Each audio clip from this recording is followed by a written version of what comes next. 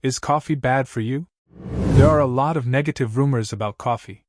Some say it dehydrates you, others say it stunts your growth, and some, it makes you tired later. Today I'm going to be explaining the effects of coffee on your body, and we'll review some of these rumors. But first, please like and subscribe. Thank you. So, what happens when we drink coffee? The moment you take a sip, caffeine enters your bloodstream within minutes and travels straight to your brain. There, it blocks a chemical called adenosine, which normally makes you feel tired. This block tricks your brain into feeling more alert and awake. Your heart rate increases slightly, your blood vessels widen, and your adrenal glands release small bursts of adrenaline, giving you that energized, ready-to-go feeling. Then after about 30 to 45 minutes, caffeine levels peak, and you're at your most focused. What are the benefits of coffee? Coffee is rich in antioxidants, which protect your body from cell damage and inflammation.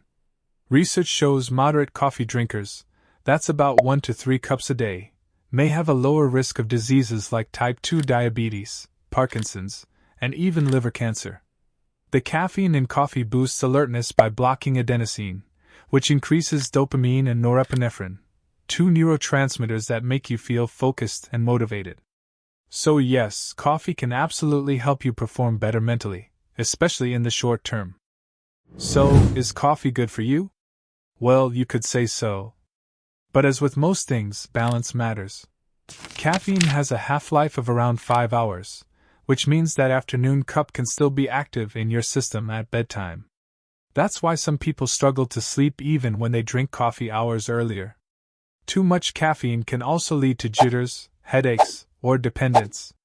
When you skip your usual cup, you might feel groggy or get a headache, not because you need coffee, but because your body's adjusting to the lack of it.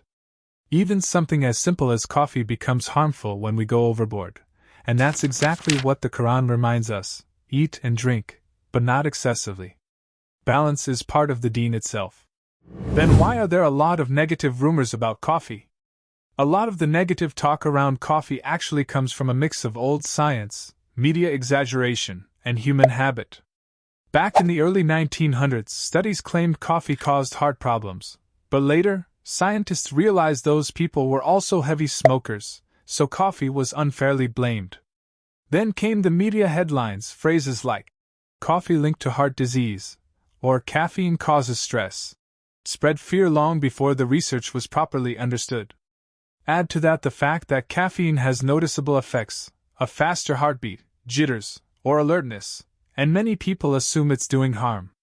And of course, when people load their coffee with sugar and cream, feel tired later, or drink it too late and can't sleep, they blame coffee instead of their habits. So really, coffee's bad reputation is more about misuse and misinformation than the drink itself. Now let's tackle some of the biggest coffee rumors. The first one is, coffee stunts your growth. There's zero scientific evidence that coffee affects your height or bone growth.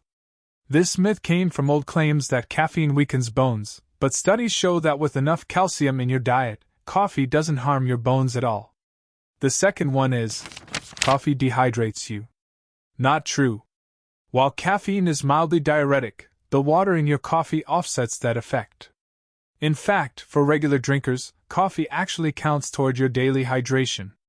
And lastly, coffee makes you tired later. This one is half true, but misunderstood. Caffeine blocks adenosine, the chemical that makes you sleepy. Once it wears off, adenosine floods back in all at once, creating what people call coffee crash. It's not that coffee steals your energy. It just delays your body's natural fatigue signals. So, how do you enjoy coffee the right way? Stick to 1 to 2 cups a day, and try to keep it before noon so it doesn't interfere with sleep. Drink it black or with minimal sugar, and remember, hydration still matters. Coffee doesn't replace water. If you ever feel like you need coffee to function, that's your sign to take a break and let your body reset. If this helped clear up some confusion, hit the like button, share it with a coffee lover, and subscribe for more science-based health breakdowns. And remember, even the best things in life are best enjoyed in moderation. Salam alaikum.